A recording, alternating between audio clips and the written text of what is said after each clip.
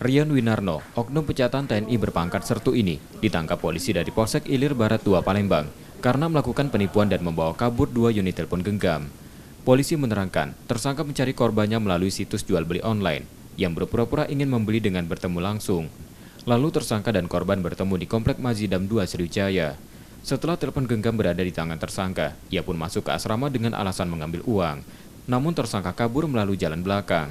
Polisi yang menerima laporan dari korban melakukan penyelidikan dan didapati tersangka berada di Prabu Muli akan menjual hasil kejahatannya itu. Dari pemeriksaan, baru diketahui tersangka merupakan pencatatan TNI karena disersi sejak April 2021 kemarin. HP yang digelapnya tadi telah dijual di Prabu Muli dan di sana kita akan penangkapan langsung ya, di tempat konter dia jual. Kemudian kita pancing si anggota si pelaku tadi. Begitu datang, langsung kita tangkap dan kita interogasi.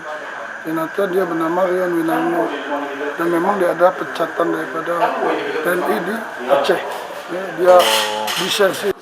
Kini tersangka masih diperiksa dan ditahan di tahanan Polsek Ilir Barat 2 Palembang untuk proses hukumnya.